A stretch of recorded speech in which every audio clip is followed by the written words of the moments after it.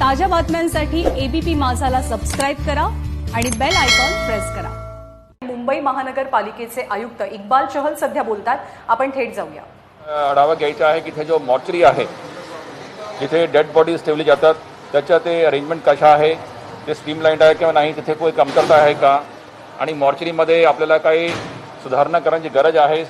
जे काही प्रोसिजर्स आहेत, काही आपले जो सध्या SOPs आहेत, त्या संदर्भात मी हे ॲक्च्युली प्रत्यक्ष बघून त्याच्यावर तातडीने निर्णय घेणार आहे। सर, आता लॉकडाऊन आपला वाढलेला आहे 31 पर्यंत। आता मुंबईची दिशा काय असणार आहे? डबलिंग रेट खरं तर आपला वाढला आहे, तो कितीपर्यंत वाढला आणि काय आशा आहे मुंबईमध्ये कधीपर्यंत? आज सकाळी मला अत्यंत एक सुखद बातम्या मिळाली। नीती आयोगाकडून मला ते एक व्हॉट्सअप आलेला आहे की आपला आता डबलिंग रेट 14.5 वर गेलेला आहे। 14च्या नंतर म्हणजे थोडासा आपला श्वास आला की we are going in the right direction.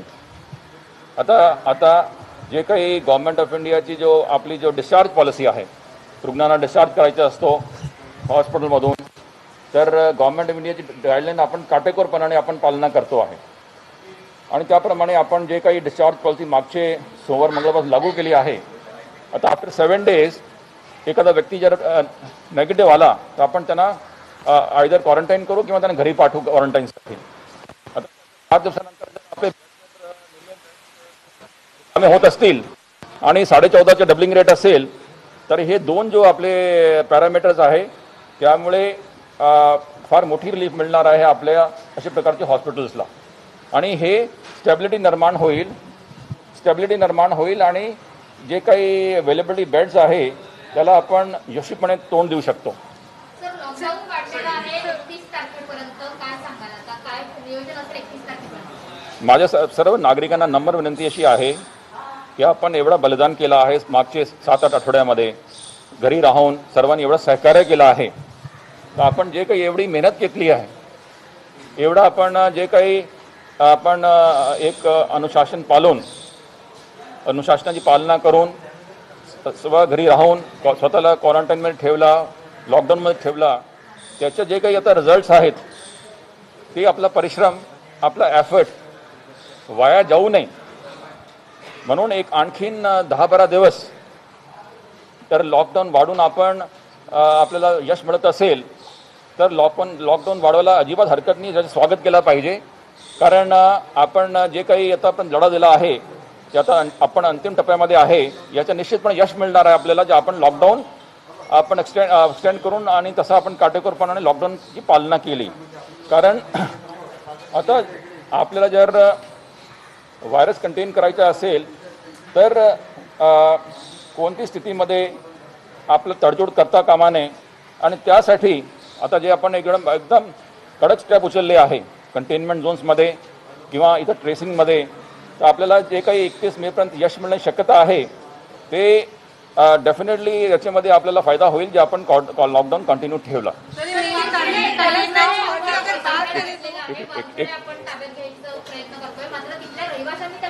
वानखेडेचा मला आश्चर्य वाटतो हे बातम्या बघून। वानखेडे संदर्भात मी ऑलरेडी मागच्या आठवड्यामध्ये निर्णय घेतला होता। वानखेडेची बातम्या मी परवापासून पाहतो आहे, मला स्वतःला आश्चर्य वाटतो आहे की हे कसं बातम्या येत आहे।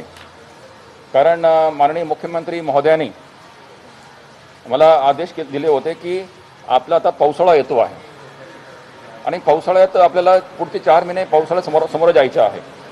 आपण जे काही असं जर ओपन ग्राउंड घेतले आणि जोरात पाऊस पडला की मुंबईमध्ये 5-6 दिवस सतत पाऊस चालू असतो, एवढा चिखल होईल, तिकडे एवढा चिखल होणार की आपल्याला फार अडचणी समोर जावं लागणार आहे। आपल्याकडे एवढे मोठे मोठे पार्किंग्स आहेत, डेअरीमध्ये आपल्याकडे हजारो बेड लावता येतो, एअरपोर्टच्या समोर पार्किंग आहे तिथे 5000 बेड लावता येतो, सांताक्रूज एअरपोर्ट आहे महाराष्ट्राला लागून तिथे 10 माळ्याची पार्किंग आहे, ते आपल्याला वापरता येतो। आता समजा की ब्रिज कंडीची लागून तिथे एक मोठी पार्किंग आहे, व्हर्टिकल पार्किंग, अशा आपल्याकडे असताना जिथे फक्त एक आपल्याला बेड किंवा एक बेडिंग लावून आपल्याला ते CCC करता येत असेल, आपण कशाला एवढे मोठे पांडाल लावायचे ग्राउंड्समध्ये आणि नंतर चिखलच्या समोर जावं लागेल आपल्याला, कारण we are at the brink of monsoon येतो आहे, म्हणून असा कुठला विचार नाही आणि आम्ही हे असं स्टेडियम घेणार सुद्धा नाही। सर, तुम्ही जैसे आपने कहा सर, ए विभागाने वानखेडे स्टेडियम बाबत का असं तुमचं मी ऑलरेडी आमचे अपर आयुक्त अश्विनी मॅडमला परवा सांगितलं होता की मेरिट्सवर सुद्धा आपण मॉन्सूनला समोर ठेवून आपल्याला पुढे पाऊल उचलले पाहिजे आणि त्याप्रमाणे आपल्याकडे भरपूर जागा असल्यामुळे ऑलरेडी क्वारंटाईनसाठी आज आपल्याला वेळ नाही. आपल्याकडे जवळपास एक लाख बेडची आपण नियोजन करतो आहे आणि हे 1 लाखाच्या बेडचं नियोजन एक ग्राउंड शिवाय होऊ शकतो. मग काय आपण ताब्यात घेणार आता? आता मी माझी भूमिका स्पष्ट केली आहे. आता एखादे ग्राउंड संदर्भात मी बोलणार नाही. सर, तो ये जो 1 लाख बेड की जो आप बोल रहे हैं, तो ये कौन सी जगह है जहाँ पे आप ये 1 लाख बेड की जो सुविधा करनी है, तो वो कौन सी ऐसी जगह है? ऑलरेडी हमारे पास 37,000 बेड्स का प्लानिंग है, जिसमें बहुत से होटल्स को हमने ले लिया था, बहुत से गवर्नमेंट हॉस्टल्स को ले लिया था. उसके अलावा मैंने जैसे आपको बताया कि जो क्लोज्ड स्ट्रक्चर्स हैं, कारण अपने को मानसून को फेस करना है और मानसून को फेस करने के लिए ओपन ग्राउंड अच्छी जगह नहीं है. अगर एक कोई फ्लड आ गया या कोई लगातार 7 दिन बारिश पड़ती रही तो आप मालूम से कितना चिखल हो जाएगा. उससे बेटर है कि एग्जिस्टिंग आपल्याकडे मुंबईमध्ये इतनी बड़ी बड़ी अपने पास पार्किंग्स है. आज देखिए कि प्लेडियम मॉल में 8 माले की मोटी पार्किंग है. एयरपोर्ट टर्मिनल 1 पे पार्किंग है, टर्मिनल 2 पे पार्किंग है, डेरी में जगह है. इसके अलावा और बड़े सेंटर्स हैं जहां आपण 50,000 तक आपण करू शकतो हे क्वारंटाईनचे बेडची व्यवस्था. कशाला आपण ग्राउंड्सकडे जायचं. सर, तो हिंदी में बता दीजिएगा कितने बेड्स हैं अभी, क्या आईसीयू की कोई कमी है, और अगर आईसीयू की कमी है तो उसके लिए क्या किया जाए? ऐसे है कि सबसे पहले मैं यहाँ पे जितने भी अपने प्राइवेट हॉस्पिटल्स हैं उनका मैं मन से आभार व्यक्त करता हूँ और उनका मैं धन्यवाद देता हूँ कि मैंने जब हाथ जोड़ के उनको विनती करी, मैंने और सारी सरकार ने, हमारे आदरणीय मुख्य सचिव महोदय ने 3 बार उनसे मीटिंग लिया और डॉक्टर प्रदीप व्यास, हम अपने प्रधान सचिव हेल्थ, हम सब लोगों ने मिलकर जब उनसे बातचीत किया तो उन्होंने सहमति दिखाई है. अभी सोमवार को अगली मीटिंग है. सोमवार की मीटिंग में मुझे पूरी उम्मीद है कि अपने को हज़ारों बेड और मिल जाएंगे और ये इसमें 100% आईसीयू, 80% बाकी जो बेड्स कोविड और नॉन कोविड. सर, वही जानना था कि सर कितने इसके अलावा हम कल सुबह ताबा ले रहे हैं जंबो जो फैसिलिटी बन रही है MMRDA में. इस टाइम वहाँ पे हैंडिंग टेकिंग ओवर चल रहा है इन्वेंट्री का, MMRDA और BMC का.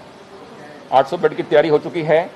तो कल से हम वहाँ पे काम शुरू करेंगे. अपना डीन की अपॉइंटमेंट कर दी है, वहाँ डेप्टी डीन की अपॉइंटमेंट कर दी है, स्टाफ की अपॉइंटमेंट्स का काम चालू है और ये जो हम कोशिश करेंगे मंगलवार बुधवार से वहाँ एक्चुअली पेशेंट की भर्ती शुरू हो जाए. सर, कंटेनमेंट जोन तो बेड की कोई प्रॉब्लम नहीं है. इस टाइम हमारे पास सब मिला के 50,000 से ऊपर बेड हैं और हम जल्दी 1 लाख पे पहुंचने वाले हैं.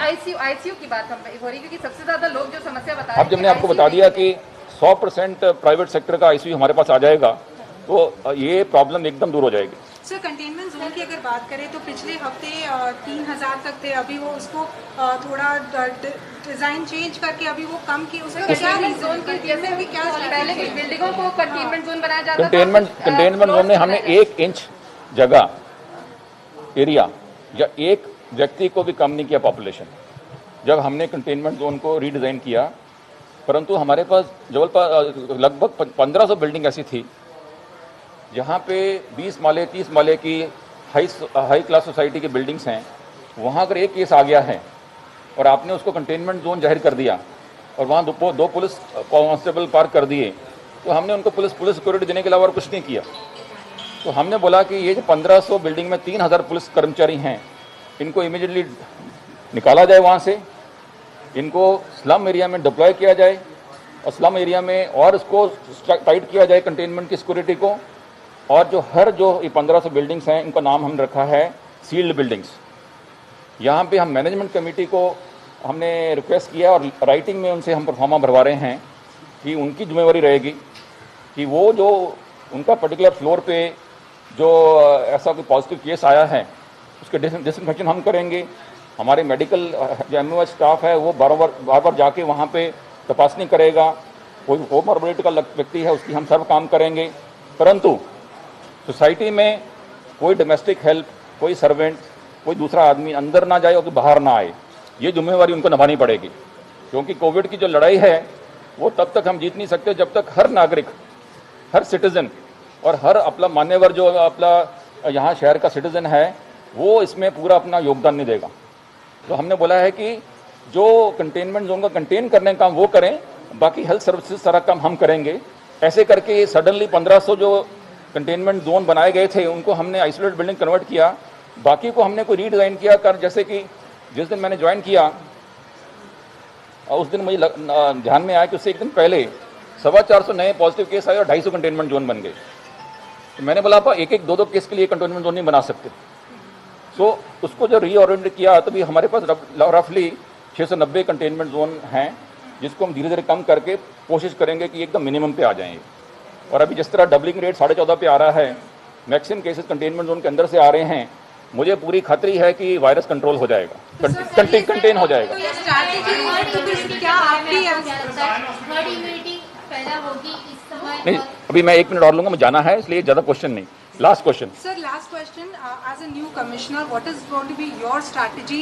ये कौन से हॉटस्पॉट जो आपको लग रहे हैं मुंबई में, और क्या स्ट्रैटेजी होगी आपकी? फर्स्ट इंस्टेंट क्या है? पहली स्ट्रेटेजी हमारी ये थी, जो एम्बुलेंसेज हमारे पास 80 थी, आज हमारे पास 350 हो गई हैं।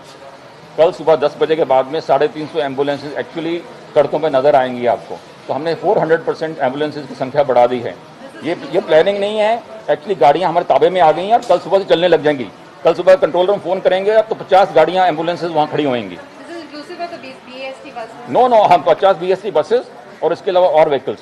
इसके अलावा हमारा ये डिसीजन है, ये हमने मतलब कि ये कोई प्लानिंग नहीं है, ये इम्प्लीमेंटेशन हो चुका है कि इतने बेड्स बनाओ कि कोविड के रेस में बेड्स आगे रहें और पेशेंट्स कम पीछे रहें।